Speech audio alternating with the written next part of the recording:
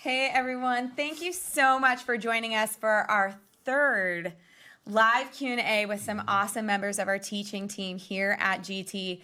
Again, our goal tonight is to answer any of the questions that you submitted and discuss some of these hot topics that we face in our culture around being handcrafted by God to make a difference for God, right? That's our bottom line of this series. And so if at any point throughout the night you have some questions that you'd like to for us to discuss, or any questions that you'd like for us to answer, feel free to submit your questions in the comments section wherever you're watching, either Facebook Live, GT Live.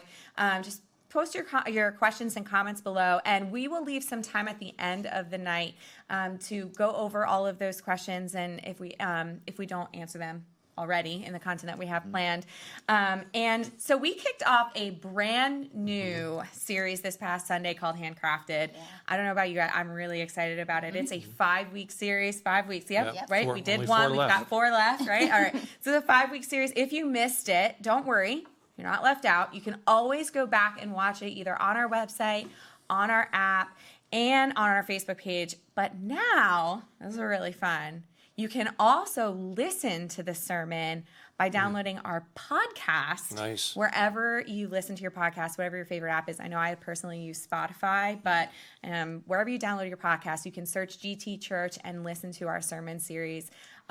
We've got a lot populated there, so go back and listen if you're more of a listening type versus the watching it all happen. So feel free to do that. Type? The listening type. Yeah, exactly. Feel free to go back and do that. Definitely recommend that. Obviously recommend that. But over the next couple of weeks, we will be diving into understanding our individual purpose so that we can fulfill what God has called us to. And so tonight, I'm joined, as you already saw, I'm joined by Pastors Christine and Bryan here from our Westlawn campus and Pastor Eric from our Kutztown campus.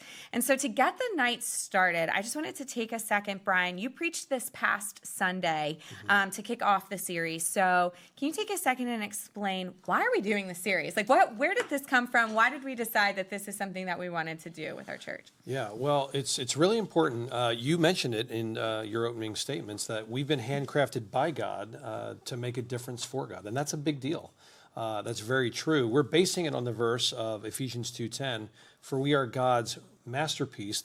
It's translated, that the Greek word is pomia, so handiwork, workmanship. We talked about how we're just in the hand of God. And really, it's a big part of becoming a disciple and growing. And so I believe the win for this series in the next 4 weeks, even tonight, is going to be for us to discover, and as we talk together, how we can know our purpose. Why has God shaped us the way he has? Yeah, that's such like a heavy topic, and I think it's something that everyone wants to know. I remember looking back actually at some of my old journals, and there was a moment in time where I'm like, what's my purpose? What am I here for? What am I doing with my life? And we'll get to that. But I don't want to jump the gun, but it is going to be a great series. We have some great resources and everything we'll talk about eventually. But so this big word, purpose. Yeah. Right? Like, it feels so loaded. It Right. feels like such a loaded question and so hard. Like, how do you ever actually answer that question? So Christine, Yeah. I'm going to put it all I on your have all shoulder. the answers, guys. Wow. Get ready. I'm so glad Here we she go. did that to you. Here we go. I know, right? Yeah. Christine, how do we find our purpose? Yeah. What does that mean? It really is a loaded question, and it is something that I think in all the years of ministry, it's probably the number one, if not maybe the top 3 things that people talk about, is like, it's just this daunting feeling of like, okay, so you're telling me God has a purpose for my life. How do I figure out what it is? And sometimes I think we get so caught up because we think it's one thing.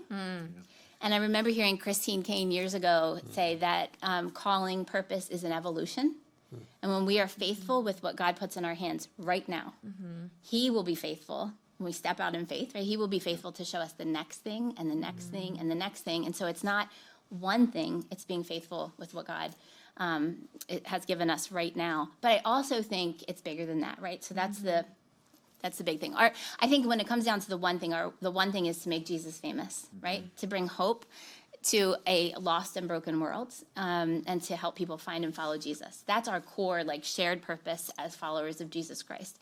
How my expression of that and how I live that out, and I have to discover it, right? And so you have to look to God and to the Holy Spirit. There's a lot of great self-help books out there, and we're using a great book to help us.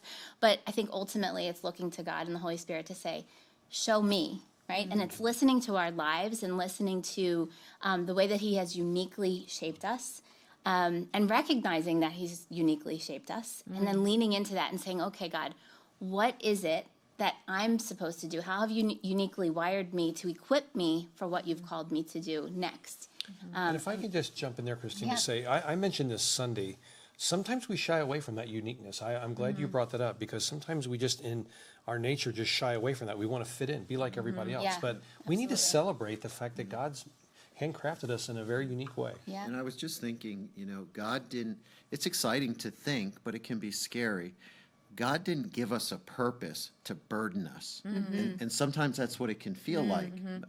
We were talking a little bit earlier. I think we all, at some point in our life, question, what is our purpose? Yeah. I mean, it can feel like a heavy question, but I want everybody to know that God gave us all a purpose, but it wasn't to burden us, to walk around with this heaviness Right. of what it is. Because also with that purpose, he's given us gifts. Right. So as you were saying, so I Yeah. just wanted to And I say. think sometimes a lot of it's interesting. My 22-year-old son called me from Canada the other day, and he was like, "Mom, I'm just so frustrated with myself because I don't know like what exactly it is I'm supposed to be doing with my life." And I was like, he's like, "I'm 22 years old," and I was like, "You know how many 60-some-year-olds still feel Yeah. that way? That's Like, exactly what am I right. doing?" And I think though the secret is we don't take the time to get away with God, to listen to God, and to really ask ourselves some powerful questions and work through some exercises to discover who we uniquely are. We're just so busy doing the mundane and the day in and day out.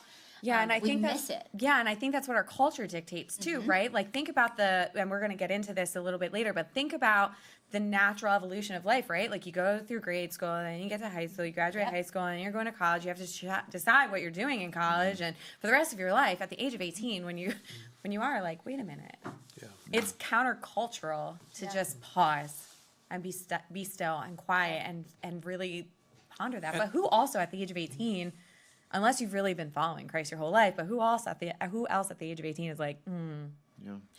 Well, and What am I I'll say this too. I think this needs to be said, and this is a good conversation, is that I think sometimes when we think of purpose, we think of doing something. Automatically, right. it's what we do. That's right. I just want to emphasize here, it's important that we are being something. It's not just what you do, it's who you are. That's a great The point. Bible has tons of scriptures that say this is the will of God, that you'll walk in purity, that you'll walk with character. So doing is a big part of the purpose, Yeah. but so is being. And we Right. often say being is more important than doing, Yeah. and you've got to have Absolutely. that. So that's another piece That's of it. exactly what I was going to say. I think the being is more important to figure that out first, who you are, and that will lead into your purpose. Yeah. That's a great point. And I think when you talked about from a 18-year-old perspective, I think one of the greatest gifts that we can give to our kids is to be a student of them and help them discover who they are, help them discover their natural talents and abilities, their personality, their spiritual gifts. And we just heard a story of an 8th grader this past Sunday who took the spiritual gifts test. And then she went up to Pastor Scott Noggle at the end and was like, "Look, these are my spiritual gifts." So excited to discover that God gave her gifts. Yeah. And now she's like, "And how do I use these? How do I put these in?" And What does this so I mean? think that's a great Yeah. gift we can give Yeah. as leaders and as parents for our kids Yep. is to like celebrate who God uniquely created them to be and not try to make them to be like us or think there's something wrong with them if they're not like us. that's a huge part. Very common. Yeah. It's so cool to hear that in an 8th grader. Yeah. Like, Yeah. and I'm so proud of this church that, we're able to give people the tools to find that out. Yeah. Because I mean, 8th grade, junior high, you're trying to find your identity and all these things. And like her life that changed her life, Yeah. So that's just so Oh, cool. and over the years, I cannot tell you how many people have said, they're maybe in their 40s or 50s. They say, "I wish I'd have known this when I was Yes. 18. That's right. If only I would have known this." But I just want to say, if you're listening tonight, it doesn't matter if you're 18, 45, you need to start now and let Right. God Yeah. reveal that to you. Yeah. It's a very powerful And thing. being here with us tonight, or even if you're joining us on a Sunday for this series over the next 4 weeks, like that's a huge step Yes. too. So encourage you in that for sure. So we talk a lot in the language that we use as a church. We talk a lot about your purpose, and we've mentioned it like at least 50 times so far in like 2 seconds. So we talk a lot about your purpose, but we also talk a lot about your calling, right? So what are you called to, and what's your purpose? So Eric, can you help us understand the difference between a call versus a purpose, and what is it? What do they look like? I'll do my best. I think this. Like putting you on the spot. Well, I think the word calling is similar to purpose. In the church world, it can be scary, it can be heavy. I think there's some misunderstanding to what you're calling. You know, I remember me thinking that. In fact, it was 5 years before I felt a nudge into the pastoral position. I was a Christian for 5 years. It was around the age of 23. And really, I was just living my life. I was serving. I was finding out what my gifts were through serving, right? And I like what you said, Christine. We don't take the time to get alone. And it was, I was going to say something, but I knew I would have a chance now. It was in an alone time when I was able to really hear. Now, I didn't hear the audible voice of God, but I felt this nudge, this direction, just this clear indication to my spirit that this is what God has created me for. Now, it was up to me if I was going to walk in that direction in my calling. So I've heard you say, I'm sorry, can I just say, because I've heard you say before, like when you were doing that, you came alive. Like something inside of you just came alive. That's an indication, right? Yeah, there was the pastor, there was a specific sermon that he talked about the holy discontent. And it was through that sermon, through the worship, then we sought God to find out what is our holy discontent. And it was so immediately clear to me that it was working with young people, without a doubt. And the reason it was that, it was because in my junior high years is when I was at that fork in the road, and I took the wrong road. And so my thought was, if I could take the gifts and the passion that God has given me, and I can encourage teenagers at that age where I took the wrong road to take the other road, that's a win right there. That's a win. Even one kid, if I can help him build his foundation on Christ and not the world, that's a win. And it's what lit my fire inside. So I wish I could say that God would audibly call you. He didn't me. I don't know of anybody that he has. I will say this. Let me just say this about, as you were talking, calling. When we talk about calling, you know, the Bible talks to all of us about a calling. Like we're all called to bear fruit and fruit that remains. So I think we do sometimes associate calling only with ministers or those who felt a call to preach. And that is simply not true. We're all called to bear fruit, to grow, and to produce things for God because he's made us to do that. So Yeah.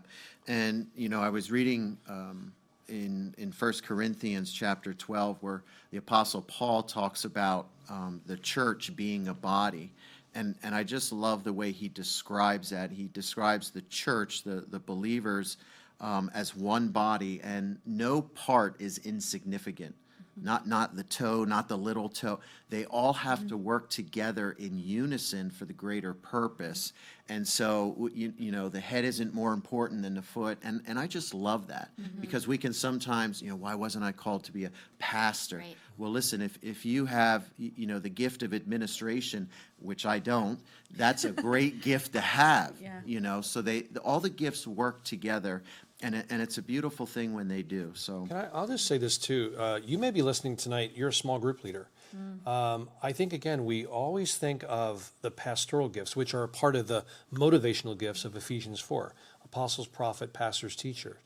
When you're leading a small group, when you have people in your home and you're praying for them and you're caring for them and you're teaching, you're using pastoral giftings. That doesn't mean you're called to do that full time. Right. You may not stand up in front of hundreds or thousands and preach, but that pastoral gifting, I find, that's something I grew in my understanding at GT. I thought, that person has pastoral giftings. Yeah. They just love people and they care for people. They're shepherding that small group. So just be aware of that. That's really an important part, I think.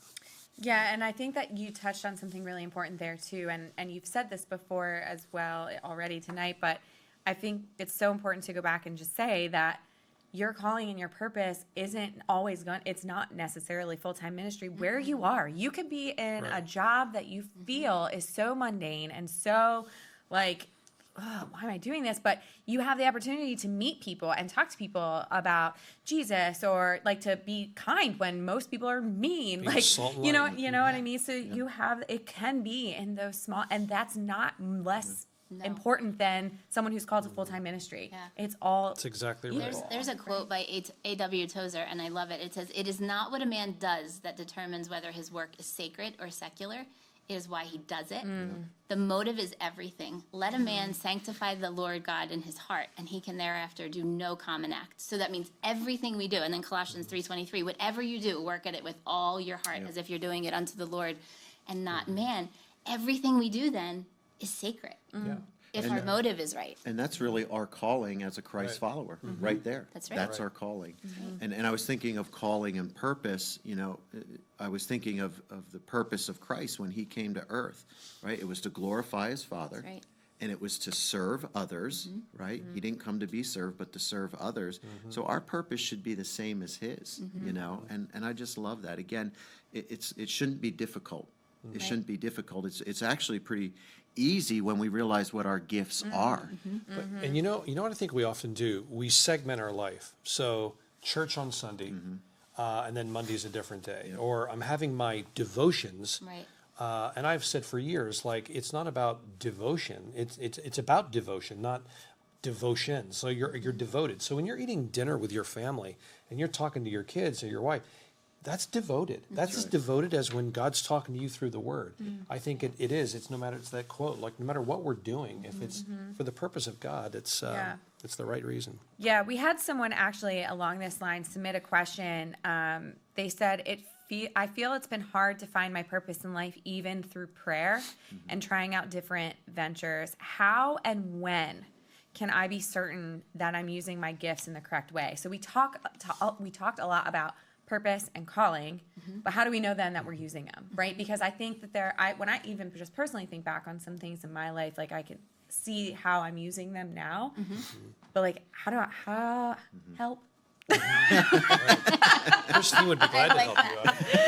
How Yes, can we be certain that we're using not just using them, but using them in the correct way? Yeah. What was the first part of that question? I feel it's been hard to find my purpose in life, even through prayer and trying out different ventures. Yeah. How and when can I be certain that I'm using my gifts in the correct way? Yeah. So I think that the biggest thing is that sometimes, depending on how we're wired, we think we're black and white, right? And so it's like, am I doing the right thing or am I doing the wrong thing?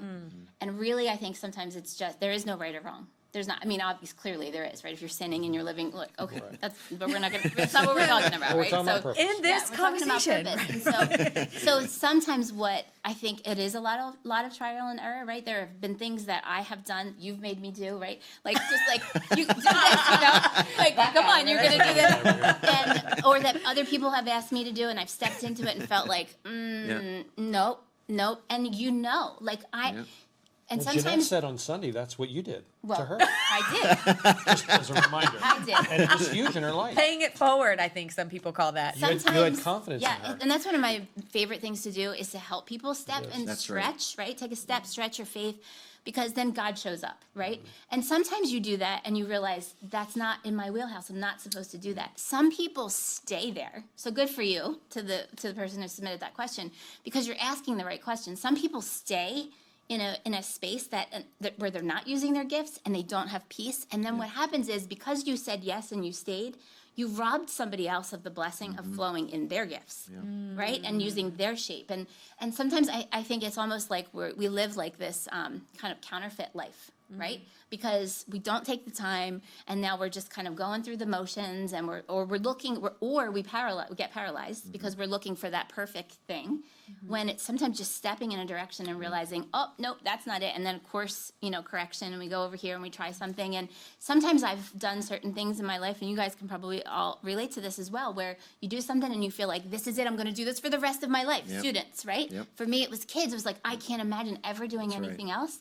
And then God stretches you, right? You get a Right. 6 o'clock a.m. phone call saying you're going to come and preach because Bryan doesn't have a voice. He wants you to preach his message. And I'm like, what? Right? Right. And so it's just like stepping out and saying, okay. I love that, Christine. You're exactly right. It made me think of So youth ministry, I loved it. I mean, that's where it started for me. And then I got the phone call from Pastor Scott Kramer. Oh, you're okay. I got the phone You call. got the phone call. Have lunch, and the conversation turned to, have you ever thought about leaving student ministry and working in adult ministry with, Pastor Bryan and him? And I was like, no, I never thought about it. Right. Never. I didn't think I had the gifting. I knew there was a lot involved that I You had a wasn't passion for experienced with. kids, yeah. Right. But I knew when I prayed about it and earnestly opened my heart to God, your will, not mine. Very difficult because I was very Yes. comfortable. But I believe God has us on a journey. That's right. I don't think we just stay in one place. And you think of Jesus. He didn't stay in one place. He was constantly on the move. The Apostle Paul, constantly on the move. So God, I believe, has us on this incredible journey. And I don't think he's going to overwhelm us, right? It's are we faithful with a little, then he'll give us more. And I think the other thing you said that's important that we need to do, we can't see our gifts, but sometimes others can. Yes. So don't be offended or hurt or why'd you put me in that position? It's because they see something in you that you don't see in yourself. Yeah, I think it's a great question that's asked because it's the key to the whole series, really. I mean, we're going to take these next 4 weeks, we did it 5, it's shape. So spiritual gifts, heart, passion, all of that. I feel like many times it's good that we're praying about that, but many times you can pray about something and you don't feel that answer. You're like, God, I want to know. Yeah. You can read your Bible and it won't say, thou shalt do this as a career. Thou shalt do this ministry. Right. It will talk From the about, King James version. That's right. that's right. Even the King James Version doesn't say that. But God has given you a passion. He's given you gifts. He's given you abilities and a personality. And we all have experiences. And it's that shaping of our lives that God's going to use to direct you to how Yeah. you're going to find your true purpose. Yeah. I remember Valerie Burton wrote a book. She's spoken here before, and she's written a bunch of books. And one of the first books that I read of hers was called Listen to Your Life. And it was so good because it was that very thing is like lean into your spiritual gifts and your heart and your natural abilities, the things that make you come alive, your personality, your experiences, the hurt, right? Like pain has a purpose Oh, yeah. if we let it. So it was that whole like look back at your entire life, and there's parts of my life where I thought, no, I don't want to go there. I don't want to relive that. I don't want to acknowledge that. I want to actually pretend those things never happened. But it was all a part of God's plan of saying, no, this is who you are, and this is the direction I want you to go in because that's how I've wired you and what I've put inside of you to now make a difference in the world around you. Yeah, and one final thought, I know we'll want to move on, but I think another thing, our perception of God, we often talk about God he's not against us, he's for us. I think sometimes I've heard people say over the years, like, I feel like God just wants me to wear burlap and pass out beans in a foreign country. And listen, if that's what God wants you to do, then you should do it. But even in our purposes, it doesn't have to be something that seems menial and like I'm just putting myself down. We certainly can do that in a humble way, but we've got to fulfill that purpose. If you're a school teacher and you're doing that as a part of your career, many times that's a Thank you. calling. Yeah, That's thank a you. calling. That's Yeah, thank you for doing Yes. that. So Yes. it really is. Yeah, so it can look different for all of us, right? And so one of the things that we're really focusing on in this series, you mentioned the word unique earlier, and we're talking about individual callings and purposes, but one of the things that we are focusing on for this series is the acronym of SHAPE. And I've now heard a couple of you guys mention it a few times. So Christine, can you take a second and talk to us about that acronym and break down what it means so that we can help everyone understand it's how we designed the series. So what we got? Absolutely, and it's based on the book Shape by Eric Ries, which thank you, Vanna, which actually came out of the Purpose-Driven Life by Rick Warren. So it was kind of like the follow-up for that. But Shape is, so I think I look at it. I don't think I do. I do look at it like a puzzle piece, right? It's a puzzle, right? And there's 5 different pieces to a puzzle that makes up who we are and how God has uniquely wired each of us. And so your spiritual gifts are the gifts that God has given us. And Pastor Bryan and Jeanette did a great job talking about that. And there's a test if you haven't taken it yet. If you go to spiritualgifts skillfully-made.test.com. It's a free test, and your spiritual gifts change. And it's kind of, love what you said at the end of your message about like this. We have unwrapped gifts inside of us, and God is just waiting for us to open them up and to use them. Our heart speaks to what we're passionate about, right? The things that we love to do, the things that make us come alive, that we. Which she's preaching on this Sunday. So I cannot wait for this Sunday. Oh my goodness, I am so excited about the message for this weekend. Thanks for that. Yeah. And then our abilities, right? Like, what are the things that just come natural to us? I remember for a long time thinking, I have no purpose because I have no natural abilities. Like, to me, I attach that to, I can't sing, I can't play a musical instrument, I'm not athletic at all, no rhythm, no nothing. So, like, how? You can cook. So, I can cook. That is true. Hello. But I just remember thinking, gosh, so that means I have no purpose, right? Yep. Abilities, natural abilities, is a piece of the puzzle, but it's not the whole puzzle, right? It's not who God created you to be. And then personality, I love. There's a website, again, 16, the number 16, personalities.com. 16personalities.com. Again, free test for you to discover how God, your personality. Are you an introvert? Are you an extrovert? Are you a big picture person? Are you a behind the scenes person? Are you, so I could go on and on about that, but Pastor Scott is going to do that in week 4. And then our experiences, and man, that's where I talked about earlier, just looking back at your life, like the good experiences and the bad experiences, right? How God wants to take our mess and turn it into a message to really change the world around us. So much. So when you put all those pieces together, you listen to your life, you put all those pieces together, that's what helps you identify, oh, this is how God uniquely wired me, and we can stop comparing ourselves to other people. Right? So a lot of times I'd look at introverts and I'd be like, oh, if I could just be more quiet like them, or if I, you know what I mean, could be more into details and stuff like that, and I beat myself up. But now what I do is, because I've leaned into who God created me to be, I celebrate who I am. It's not easy. I don't do that all the time. I still fall into the comparison trap. But, it's just one step closer to, because you said it, comparison is the ultimate insult to God. It really is, yeah. So stop that. Figure out who you are and how God has wired you. Celebrate it and step into it. That's exactly right. Heard it here first. And we can learn from others, but don't try to be like Yes. them. Like I love listening to other preachers, but I don't want to be you. Yeah. I can learn from them, but God wired me uniquely. Like they're already them. doing that. That's right. We need you to do you. And that's where you fall into the comparison trap, which is just a killer. I mean, you will not win with that. I can tell you, 32 years ago when I started, I followed Pastor Swank, and I loved him, but I was completely different, like in my delivery and the way, and I really battled that early on. I was thinking, I need to be like, and the minute God set me free from that, and what Pastor Swank was amazing, but for me to try to imitate that or be like him, that's never going to work. You just have to be natural in who God created you to be. That's probably one of my greatest battles, honestly, is like every time I get up to speak here, I think I'm not like Bryan, I'm not like Eric, I'm not like Scott, I'm more of a storyteller, and I'm not a man, right? So that's a part Do of you it. sweat and spit? Then you're Do not I? like Hubbard. Then you're not like Hubbard. I mean, that's critical. I don't know. Spirit of honest feedback.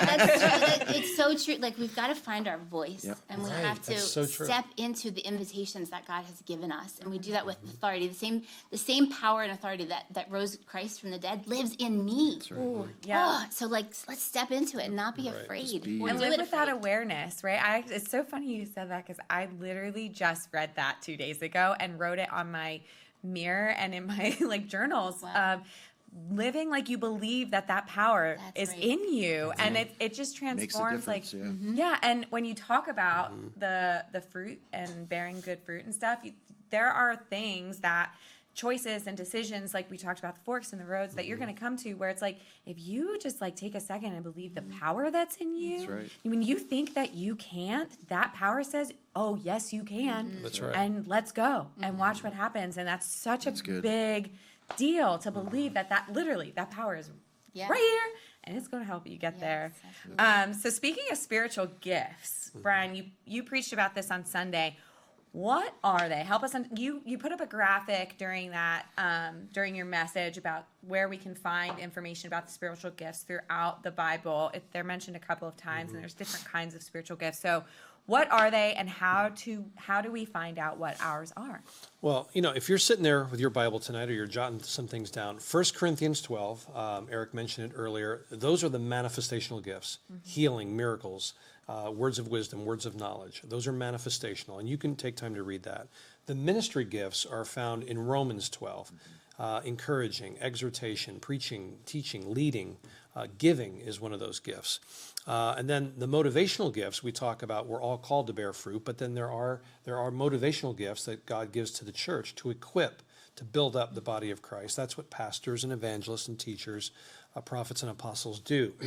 I think the first thing about that, you need to identify it. And if you heard what Christine said, man, go on those links, where you can do it for free. Obviously, a big part of it here at GT, get involved in the pathway. This Sunday is GT in 60. Yes. That's the first step. Join us. Man, we'd love to meet you and get to know you. I want to tell you, the longer I've been in ministry, it's less about my success or how well I do. I want to see other people succeed and fulfill we are the body of Christ, like Eric said. So come join us this week. We'd love to meet you. That's the first step. All right. And then you go to, first steps and, following those things. And that's a big part of the pathway is identifying what your gifts are. People stood Sunday who said, I don't know what my gifts are. And you said, well, I don't know what mine are. That's okay.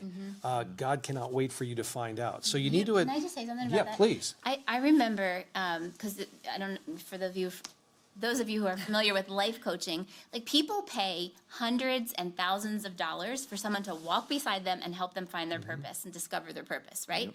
And That's all right. the different things. We do that in First Steps. Yep. We actually do a shape workshop. We have a team of serve coaches that will come alongside of you and help pull those things out of you. And then you can test drive in different ministries and get your feet wet and hang around other people Right. that share your passions. And so I love that. It is invaluable. That's what changed my life and helped me to identify God's calling in my life. And I'm so glad you guys mentioned that, because I just know for a fact at the Kutztown campus, there are some that still have not taken those first steps. And I couldn't encourage you more. This weekend, both campuses, we're doing this. GT and 60, I say it all the time. I just want to encourage somebody. You haven't done it yet. Both campuses. This is your week. Do it. I'm just telling. Just do it. Yeah. And go ahead. No, go ahead. Well, I was going to say, I actually, my story, like coming through the Kutztown campus, actually, I decided a while ago that I wanted to start serving, and that was part of it when I was walking, sitting, going through the coaching. And it was around the time, ironically, I guess, or, maybe not ironically, where I was also trying to understand what my purpose is, but also wanting to serve at church. So to me, it wasn't related. And I sat down for coaching to start getting plugged in at Kutztown. Yep. And the very first thing they told me was like, go take this spiritual gifts test, and we want to know what your gifts are. And I was like, oh, so do I. Yeah, so do I. Yes. Oh, okay, let's do this. Yeah. And from there, it just kind of spiraled and helped me feel more confident to take the steps that I needed to take to find the right place to serve, and now join staff here. It was really cool. But I did it at Kutztown, so I'm like, and it's yes, cool. go, Kutztown, do it. I remember the first conversation you and I had, because you were in a place where you almost seemed frustrated because you didn't know your direct purpose or your clear purpose and what's next, and you wanted to get involved, but you were just in this place of unsureness. And I like when people come to me like that, because I'm like, they're ready. I know they're ready now. So here's what we're gonna do. You get to help unwrap the gift. Yeah, right? and now we see you, and it's like you're a totally different person. So it's cool. It's really cool. I mean, my first email, I think she was like, I kind of want to, I don't know. I use a lot of, I don't know, but maybe, I don't know, maybe someone help me. Which tells me you really do know, but we need to help you. And I'll say this, you don't just use it inside the church. We really need to celebrate people that serve outside the church. I mean, thank God for those who serve in the nursery, student ministries, kids ministries. But Josh Lee, you don't see him here tonight, but he's running the camera. That's right. He's bringing this to you, to your living room. He just got back from a trip in India. So he's using his gifts. We talk about both across the street and around the world, how powerful to be able to use those gifts. And so if you're sitting on a school board, and you're watching this later, you're using those gifts. So it's right. not just the church. Thank God for that, but it's Yeah. also, we use it in our job, our work. That's a big part of it. Yep. Yeah, we have these really awesome, just here at GT, these really awesome partnerships in our local Go groups that if you are looking to serve in the community in some way and you don't even know how to take the first step, we have some of those opportunities too. That may be where you're feeling called to or where you feel like your purpose is. So Yeah. we have those opportunities too, You just can like you find out said. about that at GT and 60, right? Find out about it. So That's what right. I'm hearing is go to Come to GT GT and 60. We've got coffee, we've got fruit, Yes. pastries, and That's right. we have fun. That's right. right. That's right. It's so fun. All right, we've talked a lot about spiritual gifts and purpose and everything. And now I think I want to pivot the conversation a little bit and talk about culture versus God, right? What is culture saying? What are we experiencing in our culture? And what does God say? So when you're deciding what to do with your life, it can really feel overwhelming. And we were having a conversation before this started about, when we turn 18, having to make that decision. Like, do we go to college? Do we put our, finances and resources into pursuing a degree in something, or do we jump right into the job market? And so it can feel overwhelming, and also there's a lot of pressure. So Bryan, can you help us understand how we can overcome the pressure of the world, slow down? I've heard that a lot from you guys too, of slowing down. How can we overcome the pressure of the world, slow down, and find what God is calling us to? Yeah, it's a tremendous pressure in our culture and sometimes in our families. When we're deciding, from 18 to 25, you're making some of the biggest decisions you're ever going to make in your life. Where am I going to work? Am I going to get married? What are those kind of things? I think there's a lot of pressure. And I think the best thing I could say to you tonight to encourage you, I think this is a really powerful teaching to think about. How am I shaped? What are my gifts? What are my abilities? What are some of my experiences? What am I passionate about? I used to tell my boys as they were growing up, if you do what you love, you'll never work a day in your life. Now, you'll have tough days, but passion is a deciding difference in our life. So you really don't want to miss this Sunday when Christine speaks about that, because it's not just, wasn't he lucky? No, maybe they were passionate and they went after it. Well, you'll work hard. You can be passionate, Right. but you're going to still work. That's right. But it's going to feel different. Yeah, that's right. It just feels so different when you're working towards something you're passionate about. Yeah, and I think another thing too that was alluded to earlier, but I've talked about it for years, is a life map. We've all had, if you take, the last 10 years of your life, there's things that were great above the line and things below. Just, one day just think about that. Think about your life, know who you are and just process that. I think sometimes we really underestimate the story of our lives. And you hear me say it all the time. We all have a story and all of them matter to God. And so I think it's really important that you, as we said earlier, have an intentional pause. Just hit the pause button, slow down, because I have talked to many people and they've spent 4 or 5 years, studying. They've taken on some debt to do that, and now they really don't like what they do.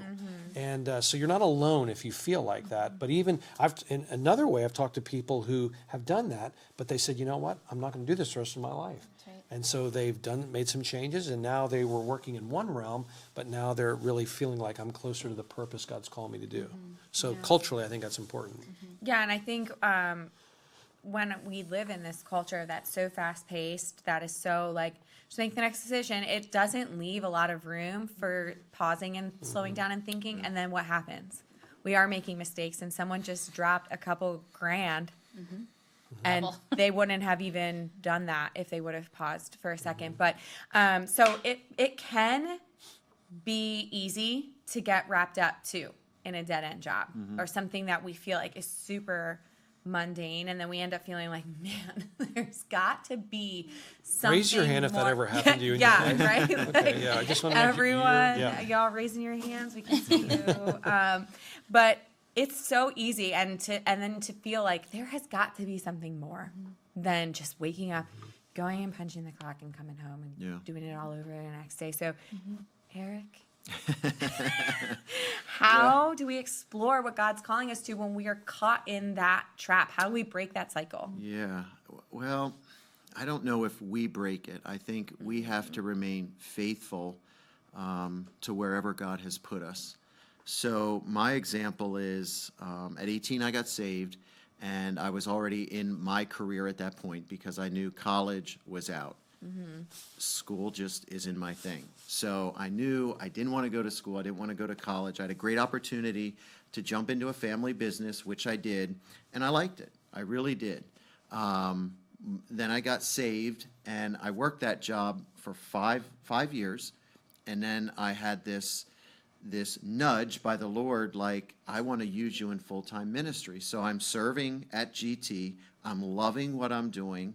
I have a mortgage. I'm married, all these responsibilities, and it's like, what do I do?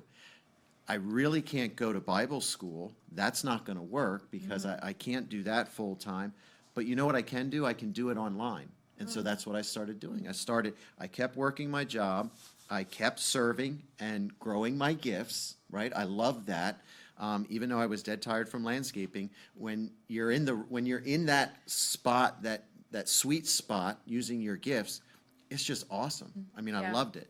So then I took classes online, and the other thing was I went to Pastor Bryan, and I let him know this is where I'm at in life. Like, I just feel like I have this calling. Like, I want to work with junior hires. And GT was not in a position at that point to hire me, and it was okay. I was just going to keep serving and keep being faithful, keep trusting God, just keep doing the right thing. And I believe all day long God honors that. And so fast forward, it was 16 years of serving, of doing what I love, and God was blessing this church in huge ways. And I'll never forget, in 2006, Pastor Bryan, hey, we have a part-time position. I was just like, I'll take it. And it was only part-time, but it was that open door, and I had to make some hard decisions. You know, how am I going to do that? And the church was gracious enough to work through that with me. So I was still digging holes, landscaping, part-time, and then I would come and do ministry part-time.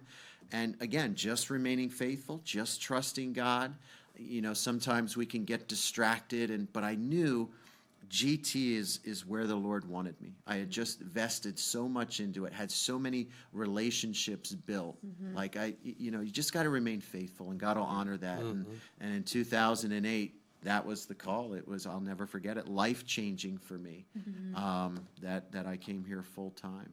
Yeah. So sometimes it's not immediate. Yeah. Don't panic. Don't freak out. Stay faithful, you know. And how different would your path have looked had you not been patient and faithful versus what your path ended up looking like, right? I'd have a lot more regrets, I believe. Yeah. Yeah, and I think we all have enough of those that we don't need anymore. Don't need more. Yeah. And I think, I was thinking of two things as you were talking about that. So for some people, it is full-time ministry, right? But for most, it's not. Right. And I remember you saying, when Jim and I first started coming to the church, we had a pastor's welcome class. And you had a pastor's welcome class. And I remember you at one point looking out at all of us in that class and saying, we are all ministers. That's right. And so sometimes what we perceive as a mundane job is our perspective at the time. Yeah. But when we can, if we choose, make a mindset shift and That's right. decide that maybe that mundane job is right where God wants me right now. And how can I make this a ministry? So at the time, I owned a cafe in Kutztown, and it had become drudgery for me, honestly. Like, it was just like, oh my gosh, every day I'm here, and I'm just schlepping bagels, and like, Which cap? Yeah. Which cafe? and but that helped me. It shifted my focus, and I started to say, how can this be my ministry? So then all of a sudden, I started to look at that All those mundane, I'm people just coming in. putting cream cheese and making a cup of coffee, became like, I can mentor these young girls who work for me. Right. And these young guys who work for me. I can actually be like the town bartender, and I'm not serving alcohol, I'm actually serving hope. Yep. Right? And now my customers are coming in and they're talking to me and they're sharing their heart with me. powerful. And I'm becoming a part of the community. But it started with just a mindset shift. So what may seem mundane can become sacred if you choose. And can I just say that, we talk in our missions area, we talk about BAM, business as mission.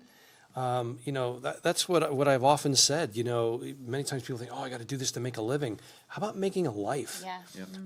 And it's so critical. I mean, when you think of the Apostle Paul, who wrote 2/3 of the New Testament, you know what else he did? He made tents. I don't know how exciting it is to make tents. I'm not handy. I don't sew. I don't do any of that. But he made tents. So again, it's passionate. It's what she read earlier. Whatever you do, whatever work your hands are to, do it for the Lord. Yeah. And while- it changes your perception. In landscape, I had left the family business and then started my own with another brother in the Lord. And we had made a commitment, we were going to honor God through this business. And so what we would do, because he worked with young people also, in the summer, we would hire kids from the youth group. So now it wasn't about making a living, it was about making a difference in somebody's life. come on, that's And right. so Yeah. people like Yeah. Joe Gagne, Peter Good, they were all and it wasn't just about hiring someone, Yeah. that was mentoring. Yeah. And it was just preparation for them, for me. It was just incredible. What I'm how the- hearing how it all of worked you out. say is that you shifted the focus from the thing that you were doing to the people that you were Exactly. interacting with, the people you were coming in contact with. And isn't that exactly what Jesus did? That's what That's ministry is. exactly right. It's a heart right. shift, yep. That's also not to say that if you're in something that you feel like is not giving you life at all, there's nothing wrong with you exploring other options. There's Right. nothing wrong with you becoming a student of yourself, leaning into how God uniquely wired you and saying, maybe I'm supposed to be doing that. Like, that's okay. Sometimes we Yeah. feel disloyal when we do that, but that's being faithful to what God has Yeah, given I was us. actually going to ask that earlier. I know you talked about holy discontent before, about like in the sense that you experienced something and that created a passion in you. But I was going to ask, like, do you feel like God gives us discontent in the sense of like, you know what, I really don't like what I'm doing here, as like indicators that we need to absolutely. move Yes. on, we need to take a different direction with our life. I've heard stories, one story of someone stuck in this job, this mundane job, but they didn't have enough courage to leave it to pursue what they really wanted to do. 2 weeks later, they were fired. Wow. I'm like, and I just wanted to give them a mind shift. I said, what if God, in his amazing ability to see ahead, actually ordained that because he knew you couldn't Needed do it. that, and he orchestrated that to get you into something. In your Wouldn't that weakness, just he be was like making God you to do strong. that? You know, this is old research, but probably 5 years ago I read this. Only 27% of Americans enjoy their job. Wow. All right. So if you feel that tonight, you're not alone. All right. And again, what Eric said about being faithful, you need to do that. But then what Christine said too, like, don't be afraid. One of the biggest things I think we're going to regret in life, it's not what we've done. You talk to, I just buried my grandmother, 100 years old. You talk to people in their 90s and ask them what they regret. Seldom will they say, I shouldn't have said this, I shouldn't have done that, because we all do that. They'll say, I regret that I never tried to do that. Yep. This is what I never attempted to do. And I think when we talk about shape and our spiritual gifts and our abilities, that's really what we're saying, is just to do, God's handcrafted us to do something, whether it's in the church, whether it's in your business, or the job you're working in. That's right. And I think sometimes in another piece of our culture that we haven't quite touched on yet, and I'd like to touch on it a little bit now, one of the reasons why we are afraid to make those shifts or take that big step, what feels like a big step towards something different, is because we're comparing ourselves to others through like social media, and we're not necessarily seeing the small behind the scenes steps and hard work that went into someone else's success that we're seeing as a highlight reel on social media. So how can we break that cycle, right? Like, how do we get out from underneath that kind of comparison of, I want this thing, but I look right now like she looks or he looks, and so maybe I should just stay where I'm at, and now I'm already keeping up with the Joneses, which you said earlier. I'm sorry for anyone named Jones, but how do we break that? How do we get out of that? Oh, man, I think there's a mind shift there also. I mean, with social media, a lot of times what you're looking at is the highlight reel. Right, you're looking at that photo that took 49 times to take. You didn't see the 48 shots where you were angry at your kid or whatever. It's people's highlight reels, and we can't live up to other people's highlights reels. So we need to be very careful with social media. I try to use it as a tool for good to encourage others, but you need to be careful because it is easy to get caught up with. I use it. I'm not against it at all, but just realize it's a highlight reel. Yeah. I'm going to take that question one step further. Someone actually submitted, what if I feel driven and called to do something by God, but my family is pushing me in a different direction with my talents? So now we just took it from what strangers or what we're seeing on social media. Now it's like our trusted community. How do we overcome that? I think it's important to, anytime we receive feedback, to first of all take it to God, right, to discern. But I also think that sometimes we can do one of two things. We can say, oh, that's stupid, and we just ignore it. Or sometimes we can give too much weight to it. And there needs to be a balance, and we need to go to the Holy Spirit, right, for direction. I think the first thing I thought of was ask why, right? So if it's your parents or if it's, whoever, spouse or whatever, ask them why. Like, why do you think that this is better for me than this? And listen. Listen to what really they're good, saying. Kristen. Listen to the feedback. Process that feedback. Take it to God. Filter it through His hands. And so as opposed to just shrugging it off. So that would be the first thing. Yeah, I think that's very true. I think many times I've often said that when you're giving or getting feedback, the most important person is the one receiving it. Because even when someone is being critical or they're kind of insulting you, your attitude toward that, you can even learn from critics if your attitude's right. So I think that's critical, what Christine said. Obviously, you're looking to the Word and you're looking to God because we want to honor Him. And you certainly believe that parents are wanting what's best for you.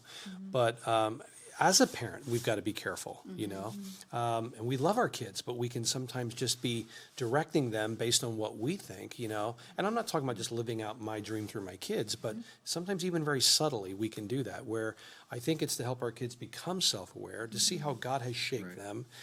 They get shaped in our homes too, but it's more important how God has shaped them.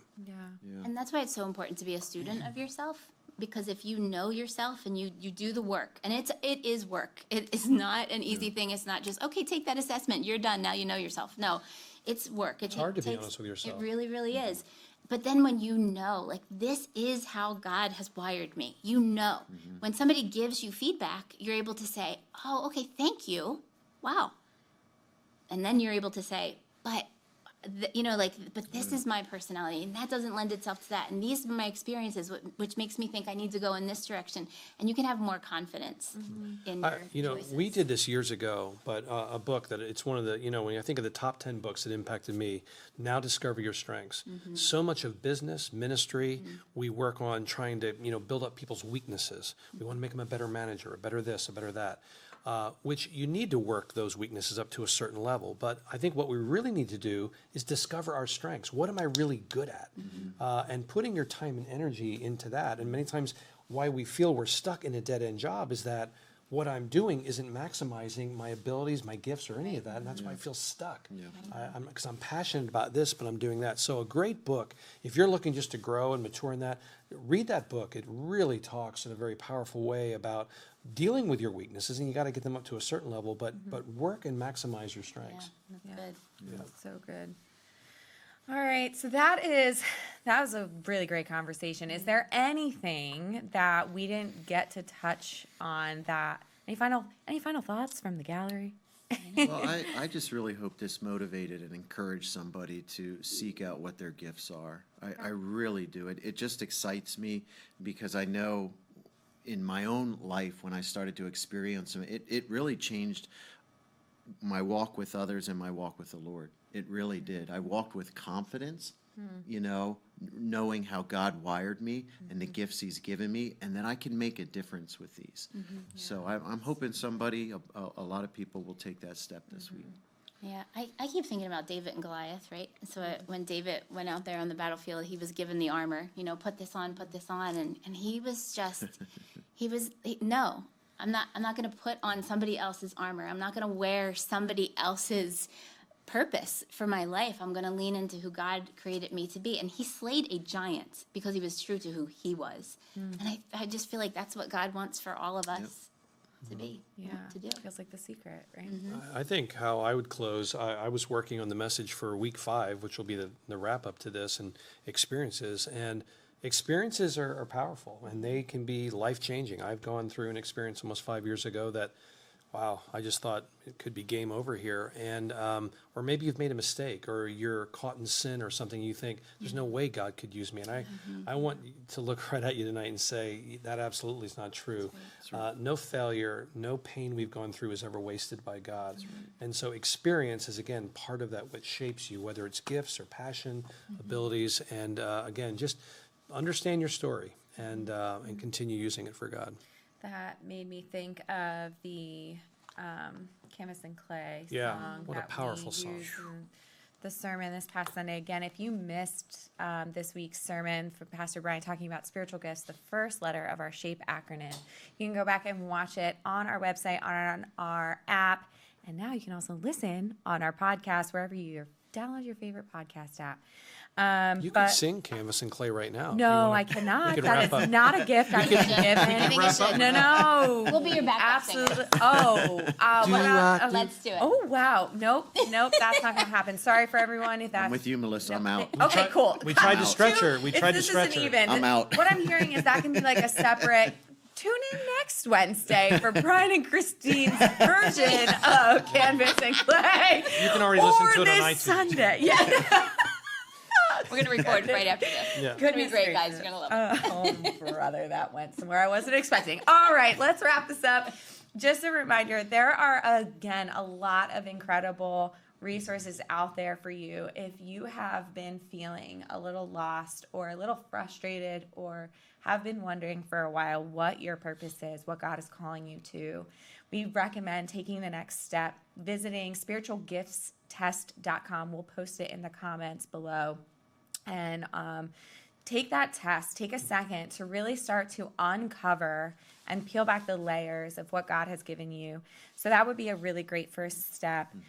We also have some incredible resources like this shape. Can you see it? The shape book. Yes, this one. The shape book. It's a really great resource, not only to read, but it's also acting as a workbook. So if you want to pick one up, we have it available at Scrolls. You can also get it at your favorite local bookstore or anywhere that you like to shop for your books. It is, like I mentioned, a workbook that you can get now. We have 4 more weeks left in this series. You can get this book now and walk through the book with us as we're walking through it. And as always, we always welcome any questions. If you ever want to sit down, talk with the pastor, definitely get in contact with us. And one of the best things, again, that you can do is join us live on a Sunday. Come join us. I would love to see you guys on a Sunday, either here at Westlawn or at our Kutztown campus with Pastor Eric, 9 a.m. and 11 a.m. at both locations.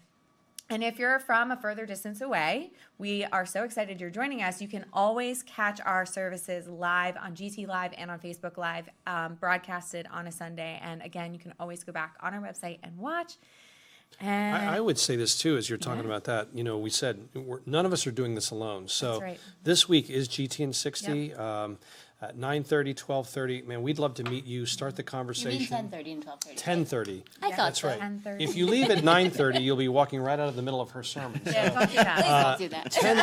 10:30, Distracting. 12:30. You guys have it at Kutztown this Yep, week? 10:30. Yeah. So at both campuses, man, we'd love to start a conversation with you and get to know your story. And so join us for GT and 60. It's always a Yeah. great step. That's right. And then at the end of our Handcrafted series, we are actually going to be holding our very first Serve Link on March 29th. So if you're thinking about taking the next step to serve here at our GT campuses, whether Westlawn or at Kutztown, you'll have the opportunity at ServeLink to meet all of the leaders of the various serve teams that we have here and ask some questions, learn a little bit more about the opportunities we have. But if you have already been thinking like that may be my next step and you haven't walked through the pathway or gone to a GT and 60, definitely that's another reason why you want to get to that GT and 60 this Sunday. That is the start. That's the first step. If you've already walked through that and you're looking to take that next step, join us on March 29th for our Serve Link. You'll be able to meet a whole bunch of us and talk to us about what opportunities we have. We want to help you find your best fit. And so, again, lots of great opportunities. So really good stuff. Thank you guys so much for taking the time to chat with us today. If you have any comments or questions after this, as always, or if you're rewatching this, feel free to just comment below your questions. We'll be monitoring that, and we'll do our best to answer everything that we can for you guys. So thank you so much for joining us tonight. We look forward to seeing you this Sunday, either here at West Lawn or at Kutztown, 9 a.m. or 11 a.m. Have a great night, everybody.